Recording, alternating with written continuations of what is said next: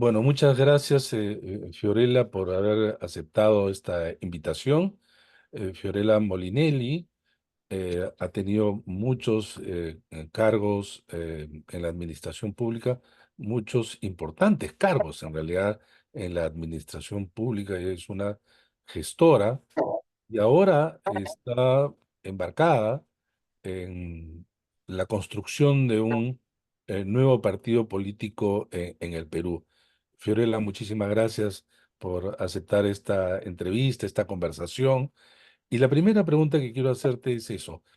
eh, ¿Cómo así construir y por qué construir un partido político en el Perú? ¿Cuál fue, digamos, la motivación que tuviste, que tuvieron? Y digo tuviste porque eres la presidenta del partido, ¿no? Eres la presidenta del partido político Fuerza Moderna. Sí. Gracias, Fernando. Efectivamente, desde el lado de Fuerza Moderna, decidí, junto con un grupo de militantes, de afiliados que me acompañan, sobre todo jóvenes y personas que nos hemos desempeñado en el sector público, comenzar a construir esta iniciativa que está tomando forma, porque todavía estamos a puertas de adquirir nuestra calificación como partido político. Se sustenta básicamente en los 25 años de experiencia que tengo en la administración pública, donde he pasado por diversos gobiernos. O sea, yo soy una funcionaria de carrera, comencé desde muy joven, a los 22 años, en la época de Fujimori, pero nunca me puse la bandera de un gobierno en particular, sino la bandera país. O sea, sé lo que es guerrear en el sector público, en diferentes sectores, conocer la mística que hay detrás, las dificultades, los desafíos y las grandes barreras burocráticas que existen para poder sacar adelante a nuestro país. He pasado desde Fujimori de manera continua hasta el gobierno de Castillo, primeros días donde tuve que renunciar a mi cargo. Esto me ha permitido de alguna manera tener una clara, digamos, visión, no solamente desde una esfera del sector público, sino de muchas esferas. He trabajado en los sectores de telecomunicaciones, energía y minería, en el tema de desarrollo e inclusión social, he trabajado en el Ministerio de Economía y Finanzas, he trabajado como presidenta de Salud, viceministra de Transportes, viceministra de Saneamiento. Entonces tengo un enfoque bastante grande de lo que es la visión intersectorial y eso me llevó a, digamos, a apoyar esta iniciativa que surge también de compañeros de trabajo del sector público que queremos y deseamos para nuestro país un futuro mejor. En esta iniciativa de cambio ciudadano, sobre todo nos hemos organizado sobre la base del sector salud. Esa es nuestra columna vertebral. Nuestra última experiencia, como sabes, el sector salud es un sector de alcance nacional. Salud maneja alrededor de 450 establecimientos de salud a nivel nacional y eso nos ha permitido conocer, sobre todo en momentos tan difíciles para el Perú como ha sido la pandemia, gente muy comprometida, luchadora, capaz de dar hasta sus vidas por el prójimo, dar su vida en momentos de guerra, como yo le llamo en nuestro país.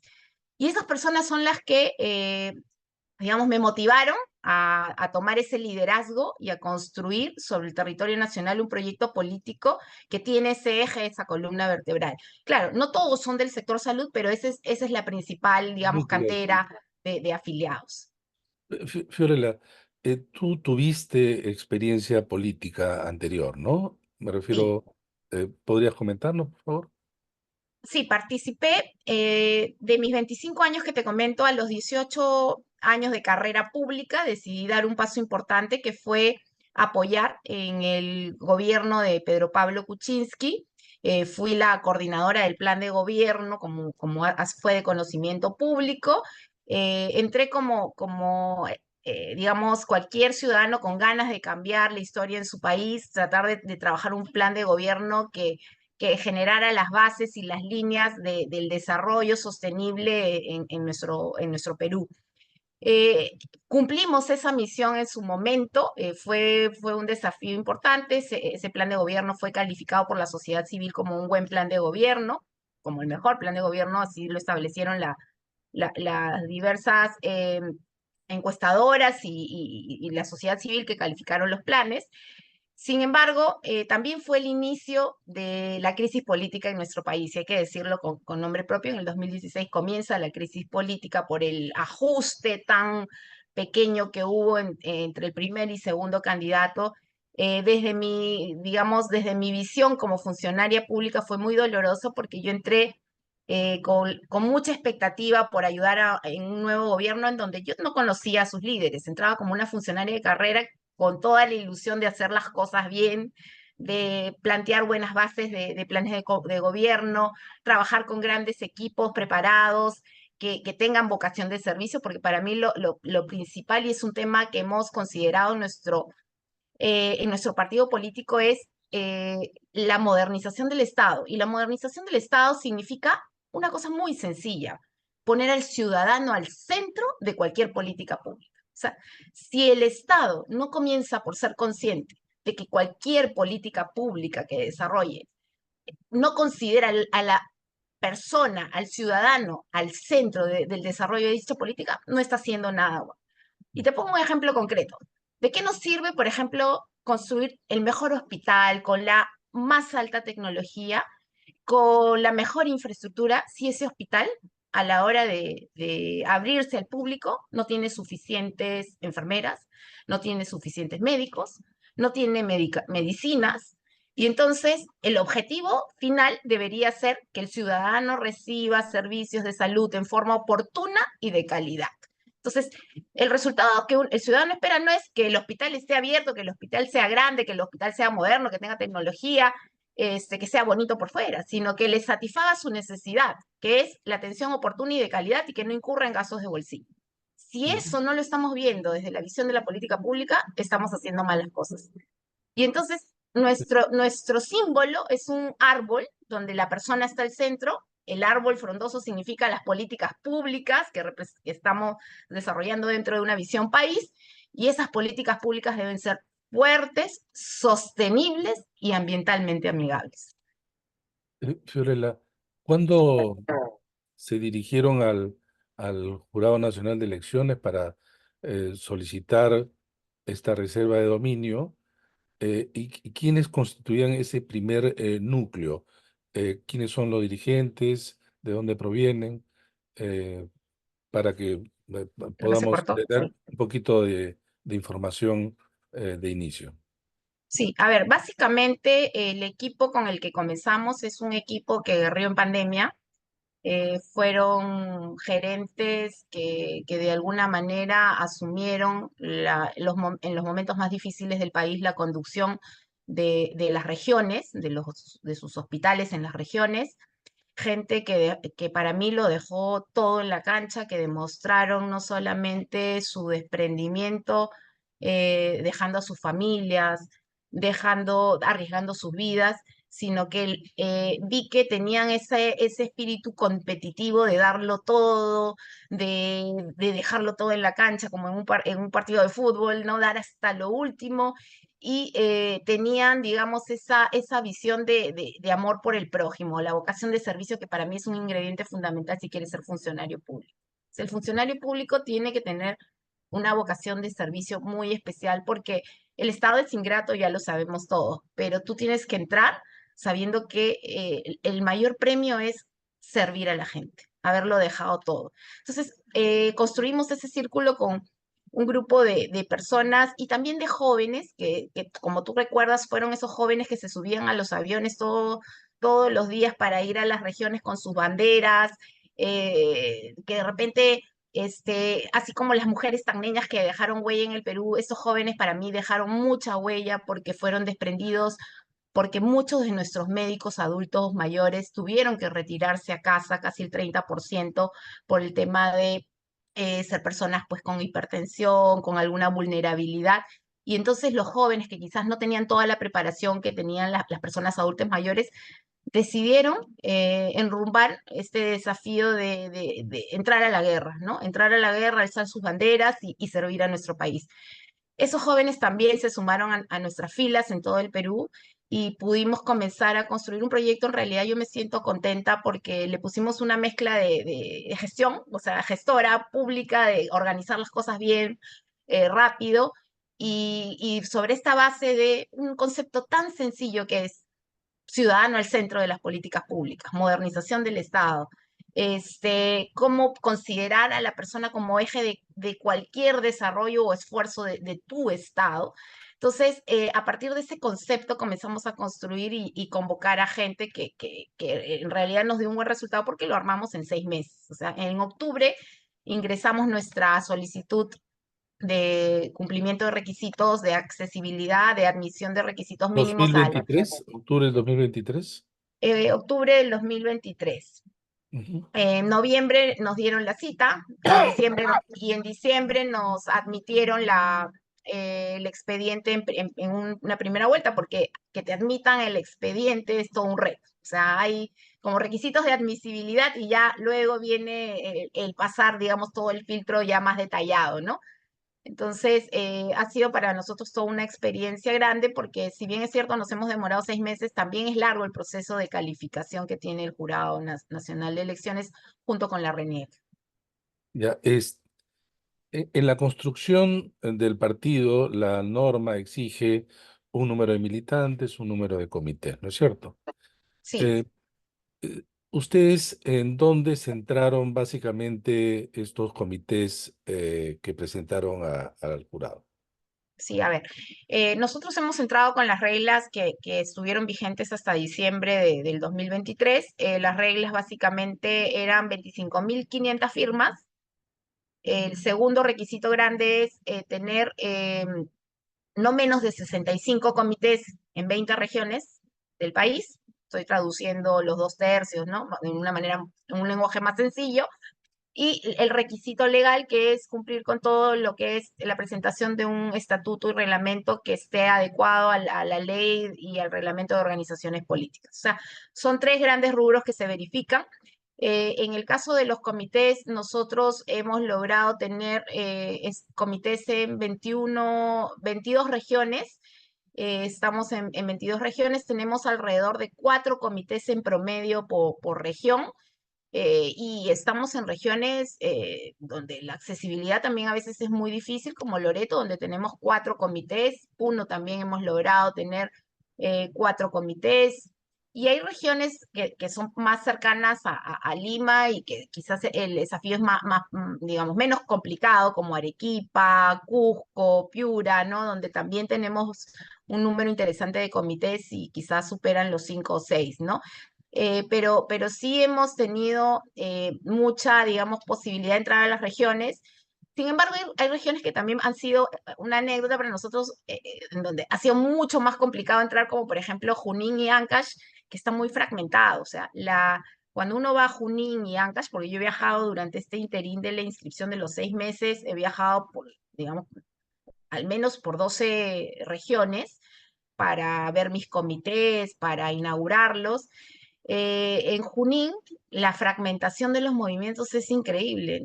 Pude apreciar de mis visitas por lo menos un número de 50 movimientos, ¿no? O sea, las regiones tienen mucha presencia de movimientos, siendo las más complejas en número Ancash, ¿no? Porque además Ancash tiene 20 provincias, si Mayor no me número de equivoco. provincias. Sí, y Junín también tiene muchos movimientos, ¿no? Después hay otras regiones que tienen menos movimientos, es un poco más fácil entrar, pero en las regiones, digamos, la presencia del partido es menos relevante, ¿no? Ahí la organización es básicamente la creencia en los movimientos. Ujú. Dime, Fiorella, en este proceso complejo de construir un partido, eh, se requiere, como bien ha señalado, miembros, ¿no? Afiliados, un número de poco mayor de 25.000. ¿Qué observaron ustedes en términos de quizá mayores resistencias, dudas, para que una persona ingrese a un partido. En todo caso, eh, esto lo hemos visto en muchos otros partidos. En el caso de ustedes, ¿cuáles fueron las razones que esgrimían o que ustedes observaron? Sí, a ver, en estos tiempos la confianza ciudadana en los políticos está venida al suelo total. O sea, nadie cree en los políticos. Como yo siempre comento, retrocedo unos años, digamos, atrás, yo tenía, digamos, 12, 13 años y a mí me preguntaban en casa qué cosa quieres ser de grande. Yo nací en hogar de servidores públicos, mi mamá era profesora del servicio público, mi papá trabajador del Banco de la Nación, mi abuela le encantaba la política y a mí cuando me decían qué cosa quieres ser de grande, yo decía ministra, y mi papá me decía, sí, te veo subiendo y bajando aviones, yendo por todo el país, y bueno, y para mí era un tema que te enaltecía, o sea, era una máxima condecoración dentro de lo que es tu carrera como, digamos, de desplegar esa vocación de servicio en favor de tu país, teniendo el ejemplo de mis padres, de mis familiares más cercanos. Sin embargo, hoy en día, cuando te preguntan qué cosa quieres ser, uno dice hasta con vergüenza, quiero seguir trabajando por mi país, quiero postular al Congreso, o quiero ir al Senado, o quiero ser presidente de la República. O sea, si quieres tener una participación política en tu país, inmediatamente la gente te mira como bicho raro y dice, esta persona quiere entrar a robar. O sea, para la gente ser político es entrar a robar. Ya hasta en términos de carrera pública, significa un desprestigio para el funcionario que es funcionario de convicción, de carrera, ¿no? El decirlo, ya no lo dices con orgullo, lo dices con vergüenza. Y ese es el gran, digamos, temor de mucha gente que quiere hacer país, que quiere construir país. Por ejemplo, ahora que estamos tratando de reclutar personas decentes para ir al Congreso, al Senado, hay mucha gente buena, pero dicen, no me animo a entrar porque vemos que, mira cómo está la política, mira cómo está la fiscalía, mira cómo están los procesos judiciales, mira toda esta guerra entre unos y otros destruyéndose. Entrar para dejar lo mejor de mi recorrido profesional, entrar en política y que la política me destruya en un día, lo piensan mucho, ¿no? Y esa es una pena porque hay mucha gente capaz que quiere hacer cosas, que sabe y conoce cómo hacer cosas en el país, cómo hacer gestión, cómo abordar las grandes políticas públicas, pero no se anima por todo lo que hoy se ve. Entonces, Entonces, la resistencia fueron, claro, de este contexto nacional bastante complicado y que la gente rechaza la política, pero no es de ahora. Este rechazo ya tiene mucho tiempo, eh, pero ustedes, por lo que me cuentas, han conseguido reclutar, ¿no? A mucha gente cumpliendo con los requisitos, pero hay muchos que, supongo, como bien ha señalado, que se resistían.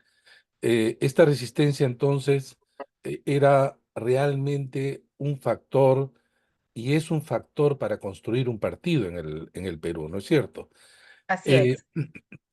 y entonces ustedes tenían sí una base, como has comentado, la base de salud, ¿no? Donde tú has trabajado por mucho tiempo y entonces eran médicos, enfermeras, trabajadores del sector, los que fueron, digamos, el núcleo central de la organización. Por ejemplo, ahí Fernando, o sea, te pongo ejemplos, ¿no? Nuestros médicos, enfermeras, tú sabes que los médicos desarrollan su práctica privada, entonces muchos de sus familiares tienen su bodeguita al lado, su consultorio al lado, y decían, yo ahora no lo estoy usando, voy a convertirlo y voy a poner este espacio para desarrollar el comité, ¿no? Porque es oneroso conseguir recursos para poner, ahora seguramente vamos a hablar de los comités, es caro, pero los mismos familiares, pues, digamos, el entorno de estas personas con mucha vocación de servicio, el sector salud es un sector muy organizado, con mucha vocación de servicio, capaz de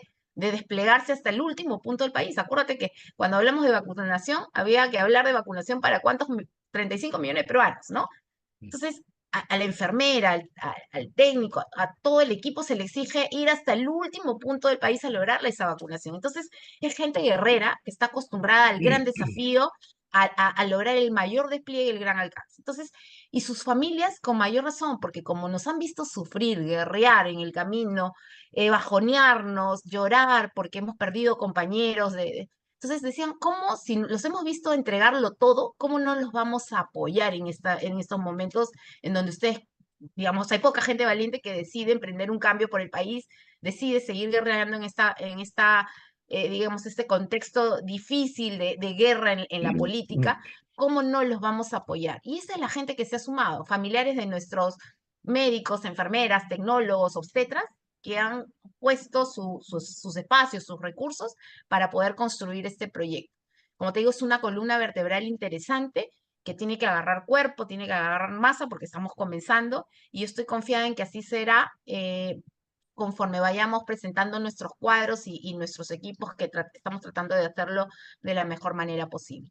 Dime, en este proceso complejo que tú has comentado, resulta ser que mucha gente, me comentaban en otros casos, no quería inscribirse en el partido porque trabajaba en el sector público y aparecer como militante o miembro de un partido para muchos no les es conveniente.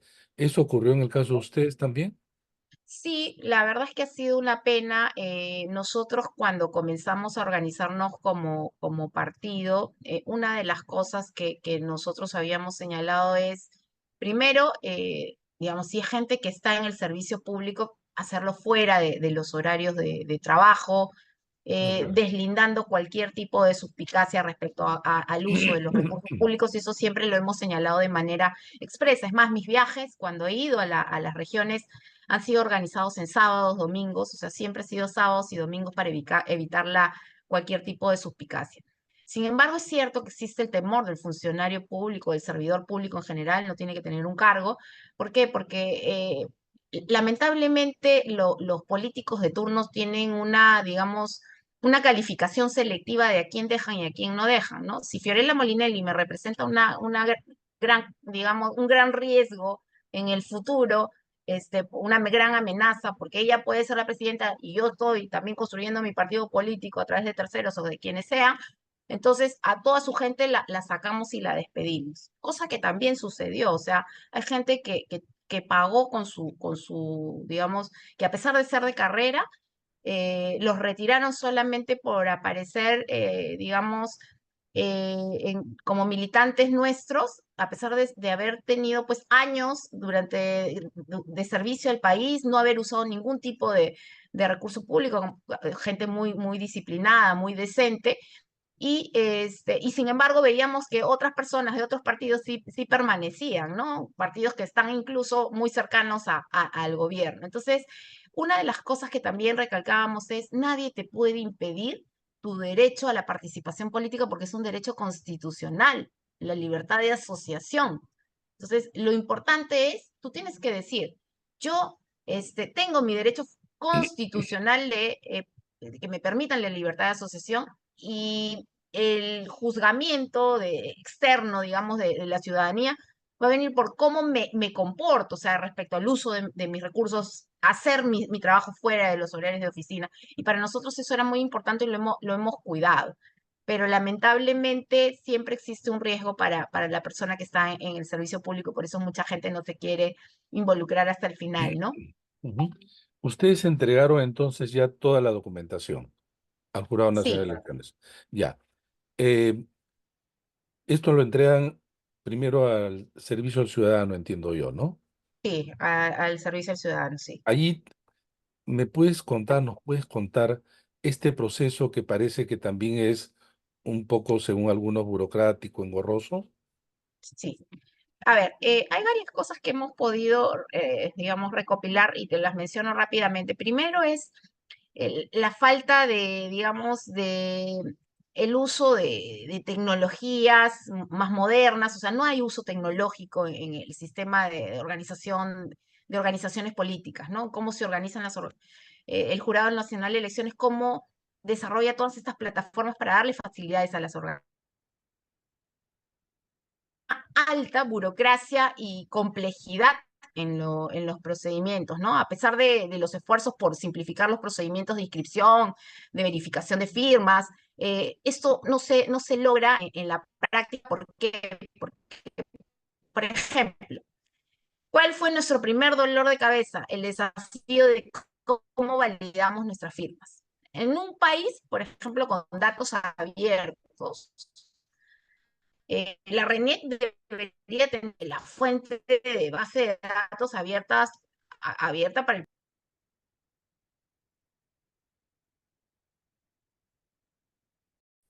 Ya. Sí, Algunas críticas o digamos, que se organizaciones políticas, porque es crucial adaptarse a todos los cambios. Por ejemplo, te comentaba sobre la alta burocracia y complejidad en los procedimientos, ¿no? Definitivamente se nota que han habido algunos esfuerzos por simplificar el tema de la verificación de firmas.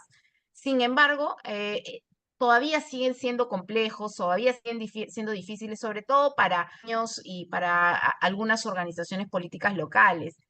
Te decía que, por ejemplo, el gran dolor de cabeza para nosotros fue el primer desafío, al ser un partido de alcance nacional, nosotros construimos un proceso de compliance para individualizar la responsabilidad de los que nos recogían las firmas. O sea, cada persona que entregaba su paquete de firmas tenía que firmar su declaración jurada y poner de qué número a qué número de ficha entregaba. Con lo cual, individualizamos responsabilidad. ¿Por qué? Porque no existe una base de datos donde tú como partido, una vez que te llega la ficha, puedas ingresar y verificar, como lo existe en otros países, con datos abiertos, donde uno puede abrir la ficha RENIEC, ver la firma, ver los datos, ver si la persona está viva, muerta, etcétera.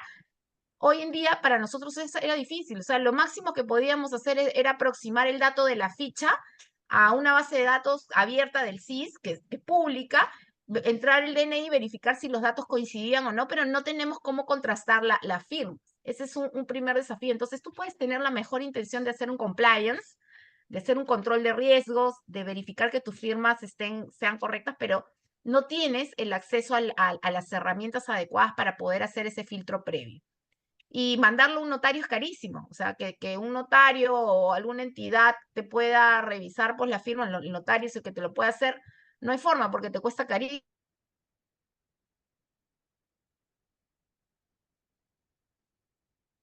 O sea, eso no lo puede hacer alguien que quiere hacer, digamos, las cosas bien, ¿no? Lo otro es, por ejemplo, ¿qué hacemos con las firmas de los iletrados? ¿No? No hay algo expreso en el reglamento que te diga, bueno, vale la huella. O sea, si alguien te puso solo la huella porque es analfabeto o es iletrado, ¿cómo la validas?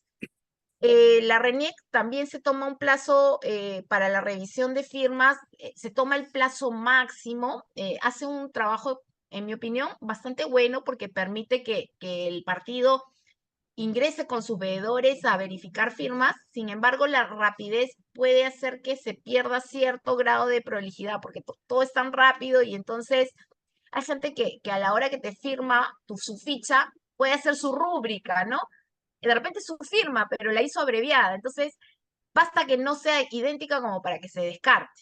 Entonces, no hay una forma, digamos, perfecta de validar esa firma, ¿no? Creo que hoy en día podríamos implementar algunos mecanismos tecnológicos que nos alejen de este tema de la presencialidad, del registro de la manera arcaica, con lupa, tratando de ver si la firma es igual o no. Y claro, el perito no puede hacer su trabajo finamente porque tampoco tiene todos los instrumentos a la mano y el tiempo suficiente para hacerlo. La base de datos que se solicita, por ejemplo, también se entregue al jurado que lo recibe esta oficina de atención al el ROC. ciudadano. Sí, Todavía estamos en la oficina de sí, Servicio de, Ciudadano. de atención al De atención, ciudadano, te exige pues que entregues unos CDs en una base de datos que en mi opinión es arcaica, ¿no? El famoso DBF, y entonces si tú tienes una coma que se te fue, un punto que se te fue echado, te regresas a tu casa y entonces perdiste tus tiempos, tu turno. Entonces, volviendo al tema, ¿no? RENIEC no pone los instrumentos digamos, la base de datos abierta para poder hacer un buen compliance y poder hacer una buena verificación de firmas, cosa que también le simplificaríamos la vida al jurado y a la misma RENIEC. No es claro el proceso para los iletrados, o sea, cómo se validan las huellas. y no es claro el proceso incluso de la propia firma, porque hay gente que te firma rápidamente y que sus firmas no coinciden con su firma del propio DNI, pero sí son ellos. Entonces, ¿cómo determinamos a profundidad en un proceso de revisión tan rápida? Existe un perito, pero el perito no tiene el tiempo suficiente para revisar todo al detalle. Y lo otro que también es muy complejo es cuando hay gente de movimientos que se quieren suscribir y se quieren inscribir en tu partido.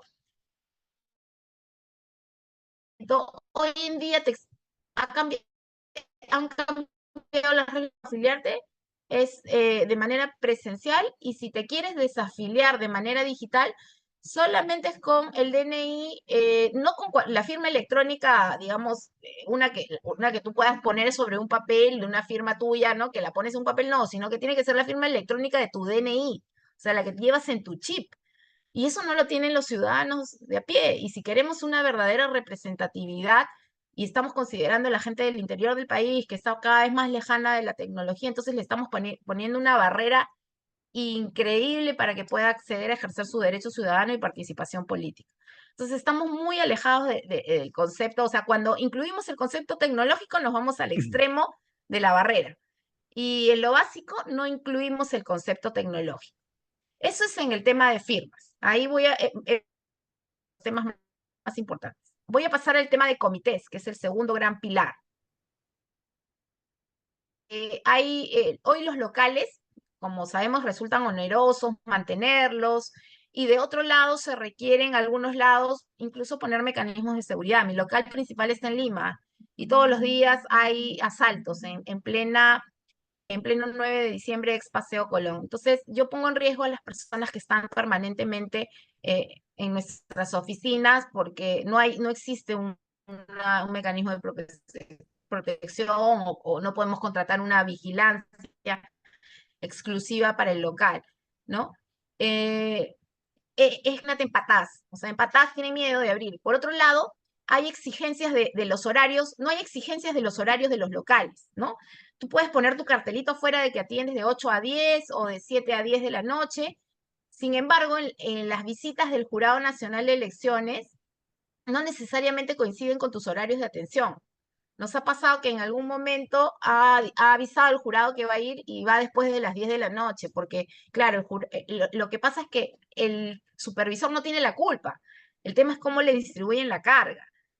Al pobre supervisor lo hacen ir por muchas provincias, no les facilitan los recursos, y entonces tiene que hacer en un día una programación pues de visitas de, no sé, 10 locales, y el pobre señor llega a las 12 de la noche a tu local, cuando todo el local está cerrado. El local existe, pero la gente no está presente. Luego, otro tema también relevante es cuáles son los requisitos mínimos para un local, si se trata del local presencial, porque yo he visto incluso entrando a fotos públicas de otros partidos donde el local está cerrado, está el letrerito y el Jurado Nacional de Elecciones está sobre un auto llenando la validación del comité, o en la puerta de la calle, en una silla, llenando el comité, o en la puerta de una tienda o una heladería pusieron el cartelito y esa es la validación del comité. Mientras que por otro lado uno se esfuerza en darle la formalidad. Entonces, ¿cuáles son los parámetros mínimos que estás exigiendo a los partidos? Para mí muchos denotan informalidad, ¿no? Y entonces, ¿cuáles son partidos cascarones y cuáles son partidos que se están armando con la seriedad? Y eso no significa que tengas un local modesto, humilde, pero que se note que es un local que no es, o sea, que no es una tienda que tú le pusiste pues el cartelito para cumplir, ¿no? Porque eso lo puede hacer cualquiera también, ¿no? Hay muchos, te voy a pasar algunas fotos que son públicas, como te digo, no es un tema que lo hemos examinado, y entonces me queda siempre la duda de esa desproporcionalidad en la exigencia de los comités, y no existe un criterio único. Pero Fiorella, Eh, disculpa que te corte acá. Mira, eh, la ley establece que efectivamente el partido debe presentar para su inscripción un mínimo de comités provinciales y se asume que ese comité tiene un local.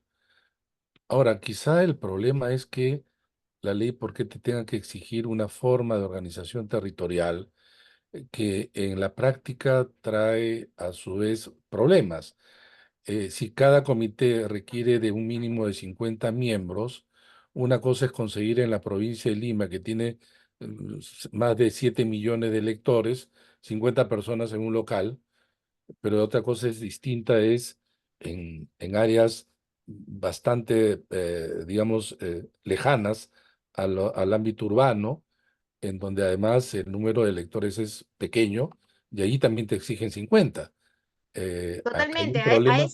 a eso va mi observación. O sea, Ujú. no existe un criterio uniforme, sensato, ¿no?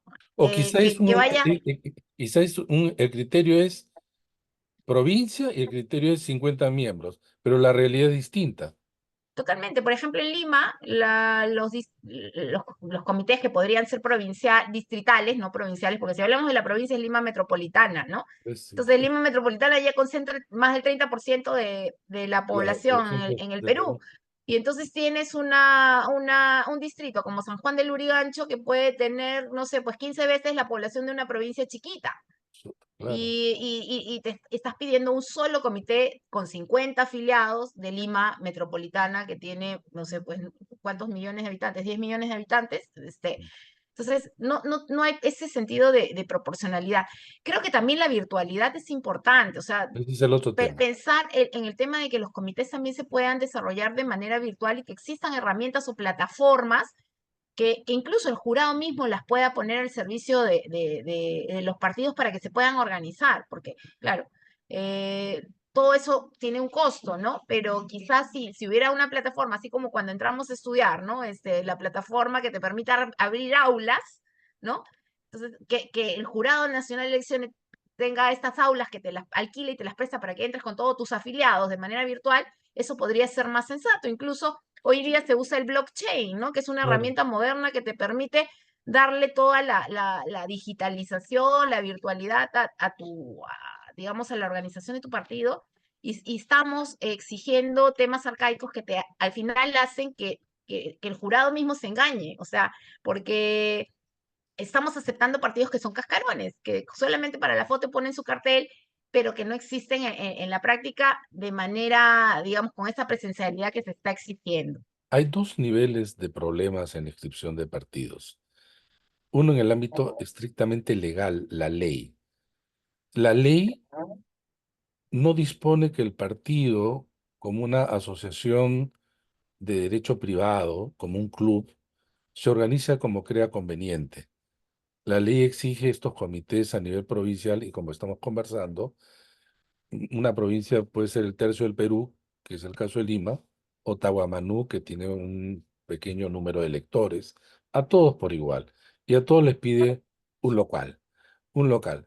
Y otro es también la reglamentación y la forma como lleva adelante el Jurado Nacional de Elecciones. O sea, hay dos niveles, porque el jurado tiene que aplicar lo que dice la ley. Claro, Ujú. acá también hay un problema el jurado de cómo lo aplica, pero tiene un marco de referencia, ¿no? Entonces, eh, ¿tú qué propondrías, qué cuestionamientos que ya has hecho tienen como consecuencia una mejora? ¿En dónde crees que debe haber? Porque efectivamente, por lo que hemos estado conversando y también en otros casos, esto se convierte en algo realmente oneroso y no es demostrativo que efectivamente un partido puede existir porque en muchos de estos casos son formalidades, ¿no? Así es. Porque yo pongo, viene el supervisor, acá está el local, está la gente, pero se va y al día siguiente no hay nada, ¿no? Ujú. Entonces, eso, ¿qué nos podrías comentar, Fiorella? A ver, mira, como economista te puedo decir algo que yo creo en los mercados, ¿no? Y reducir barreras para la entrada de nuevos actores es un tema importante. ¿Por qué? Porque finalmente no importa cuántos entran. Al final, la ley de la competencia es sobreviven los más eficientes. Ujú. Entonces, con este cuento de que hoy la fragmentación de partidos, es cruel para nuestra realidad, yo creo que más cruel ha sido que los que hemos, de alguna manera, y me incluyo, porque yo por 10 años pensaba en que no había que crear más partidos, lo que ha sucedido es que con las reglas que existen han entrado muchos partidos deficientes o pseudo partidos, organizaciones que amparados en algunos de ellos en la minería ilegal, en la tala ilegal, o sea, han tenido financiamiento ilegal, ¿no? Y se han constituido. Y entonces los buenos, ¿no? O la gente que quiere las cosas bien para su país, han dicho, no, esperemos, no más fragmentación. ¿Y quiénes han entrado? Han entrado todos los que hoy día vemos reflejados y que están pasando por todas estos periodos de cuestionamiento, ¿no? Y siguen entrando más partidos con gente que es bastante cuestionada. Entonces, el tema no es quiénes finalmente ingresan, o sea, hay que dejar que ingresen todos los que puedan, pienso yo, porque al final lo que tiene que ser riguroso es quiénes sobreviven, o sea, quiénes pasan esa valla. Pongamos pues requisitos más altos para que quienes pasan esa valla. Pero eso de decir no entre fragmentación, lamentablemente han entrado los que no han dado la talla o gente cuestionada con financiamientos irregulares atrás. Ese es el primer punto. El otro tema también que quiero resaltarte aquí, tú me preguntas algunas ideas de propuestas de mejoras. Creo que hay que implementar sistemas digitales para la gestión de las afiliaciones. O sea, hay que poner herramientas del jurado más modernas, hay que invertir en tecnología, porque al final eso nos está ayudando a construir una democracia más igualitaria para todos. O sea, vamos a poder acceder. Hoy hay más celulares en el país que personas. O sea, Sí. eso ya no está en discusión, ¿no? El acceso a Internet todavía es un tema deficiente, pero va a permitir que exista un acceso, yo creo que más real a la ciudadanía.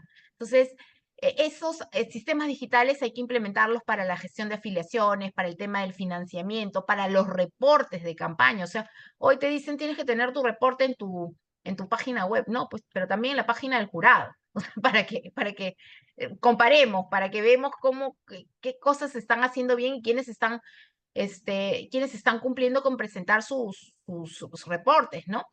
Otro tema importante es usar la tecnología blockchain.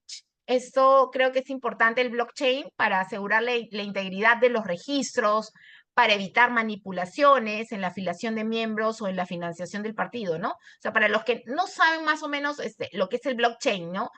Voy a resumirlo fácilmente, es una tecnología de registro que está distribuida o que se almacena en bases de datos diferentes y de manera segura y transparente, ¿no? A través de redes múltiples, o sea, eso te permite un mayor alcance a nivel del país, con nodos y acceso a diferentes computadoras. Y eso va a ser fundamental para tener una base de datos que sea resistente a modificaciones, que sea mucho más segura y que sea mucho más trazable. O sea, tú puedes llegar a ver la veracidad de la información o no, que es lo que finalmente te interesa.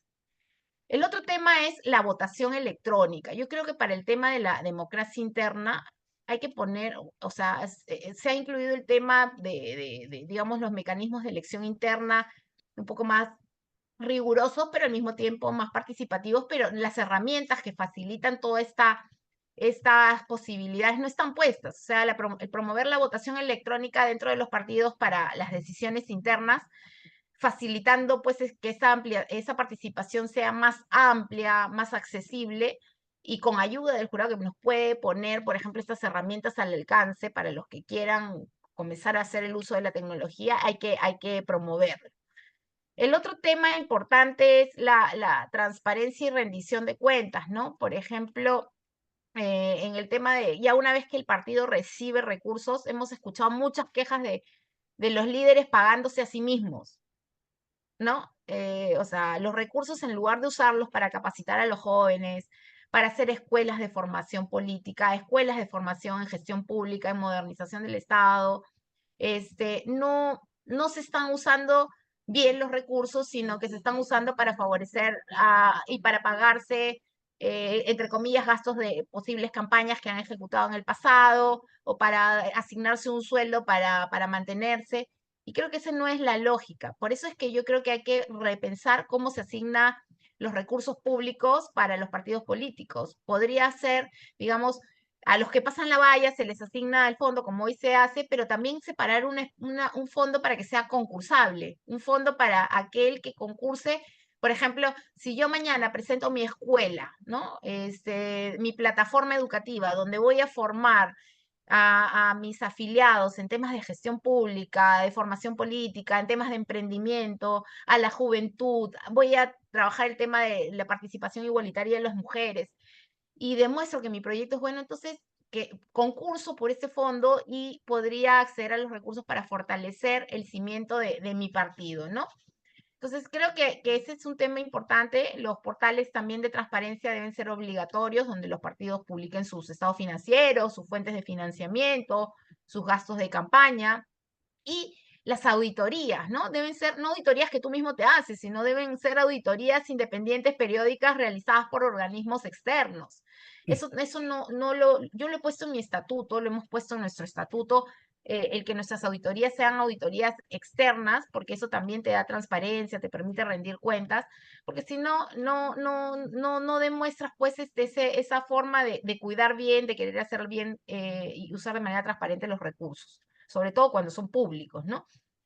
El tema de la inclusión y la diversidad también creo que es un tema importante, ¿no? Cómo actualizar el tema de las cuotas de género, la participación de los jóvenes, los grupos que están subrepresentados, ¿no? Y para eso hay que ver también incluir la posibilidad de subvenciones, apoyos logísticos, plataformas que promuevan agendas de grupos específicos como mujeres indígenas, grupos minoritarios.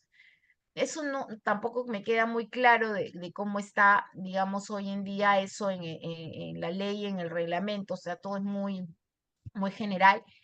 Y la capacitación y educación, ¿no? Eso es un tema que, si tú te das cuenta, Fernando, cuando vienen las épocas electorales, recién el jurado comienza a promover estos debates entre los partidos políticos, ¿no? Que son interesantes porque de alguna manera develan cómo piensan cada uno de ellos, qué proponen para nuestro país. Esos debates deben ser de manera permanente, o sea, deberían haber espacios públicos, medios, canales, en donde se someta de alguna manera a los partidos que quieren mostrar cómo están trabajando digamos, a presentar sus líneas de acción, a decir quiénes son, cómo están trabajando. O sea, deberían haber diferentes debates abiertos de manera permanente para permitir a la ciudadanía conocer por quiénes van a votar, ¿no? ¿Qué propuestas tienen? Y no solamente los 5 minutos antes de la decisión electoral, ¿no? Entonces, hay que trabajar todo este tema de interacción con la ciudadanía, hay que implementar herramientas de participación ciudadana digital para que los electores puedan presentar propuestas, para votar en consultas previas, para evaluar la gestión de los partidos y establecer canales de comunicación, ¿no? Directa entre ciudadanos y representantes, o sea, estos foros que puedes hacer de manera abierta, que te permiten pues a la ciudadanía interactuar en línea, ¿no? Con sus representantes. Esa modernidad, lamentablemente, todavía se siente muy lejana en nuestro país. Todo lo que es capacitación, educación, ¿no? Cómo aseguramos que existan programas de formación para miembros y líderes de partidos sobre ética política, gestión de campañas, legislación electoral, gestión pública, ¿no? Modernización del Estado, gobernanza, que hoy día nos falta tanto y estamos destruyendo las instituciones en nuestro país. Entonces, hay que trabajar todo un desarrollo de un marco mucho más moderno, mucho más real, que esté al alcance realmente del ciudadano. O sea, lo que te decía, ¿no? Comencé diciendo, nuestro partido busca poner al ciudadano al centro. Y yo creo que el Jurado Nacional de Elecciones y los gobernantes y el legislativo deben hacer un esfuerzo por tratar de ver qué significa eso en términos de hacer que la participación de los ciudadanos sea en un entorno mucho más democrático, mucho más moderno, con facilidades de acceso y no con restricciones y barreras burocráticas que impiden una participación real de la ciudadanía. Fiorella, finalmente, eh, ¿cómo han hecho ustedes para financiar todo este proceso que, como tú bien has señalado, es oneroso? Sí, a ver, te cuento algunas anécdotas, ¿no? Uno de los primeros temas es el desafío de las fichas de afiliación. Entonces, una de las ventajas que tenemos es que los doctores realizan práctica pública y práctica privada. Entonces, era, doctorcito, ¿nos puede ayudar con 10 millares de ficha de afiliación? ¿No? Que tiene un costo, es un costo razonable para un doctor, dos consultas es 10 millares de fichas de afiliación. Ya, doctor, puede abonar directamente a la imprenta y decir que la imprenta nos lo mande a nuestro servicio, a nuestra oficina, y así comenzamos con las fichas de afiliación. ¿No? Algunos temas que nos identifican, nuestros polos, igual, ¿no? El merchandising que nosotros usamos para nuestros distintivos, para darle cierta formalidad. También, ¿no? Cada, digamos, los doctores, las enfermeras siempre han hecho un poquito de esfuerzo y como siempre decíamos, pasábamos el gorro, ¿no? ¿Cuáles son los costos más complicados o los costos más complejos? Son también las barreras de los requisitos legales. O sea, para mí, por ejemplo, el tema ya de la presentación misma es pasar mucha documentación por la notaría, ¿no? Y el gasto de los notarios es un gasto que, digamos, es bastante oneroso. No sé si ese es un tema, un gasto evitable que se podría considerar, pero ahí también hacíamos como la Teletón, ¿no? Mañana tenemos que pagar los gastos del notario, favor, si pueden todos apoyar con una cuota simbólica directamente a la notaría. Y entonces tratábamos, nuestra organización era tratar de no recibir directamente el dinero, sino que se cumpla con, digamos, con el objetivo, ¿no? Legal, pero directamente con pequeños aportes simbólicos de nuestro, como te digo, de nuestros médicos, nuestro personal, nuestras enfermeras, y directo a la causa, ¿no? Y sin tratar de manejar nosotros recursos para evitarnos cualquier complicación. Entonces, ha sido el esfuerzo de todos, ¿no? Todos hemos puesto un granito de arena. Los gastos han sido básicamente el tema de las fichas de imprenta, los gastos notariales, pero lo demás, el expertise lo tenemos porque tenemos buen pool de abogados, tenemos equipos de gente que es minuciosa para todo lo que es la digitalización que se necesitaba. Entonces, ahí han sido nuestros recursos propios, ¿no?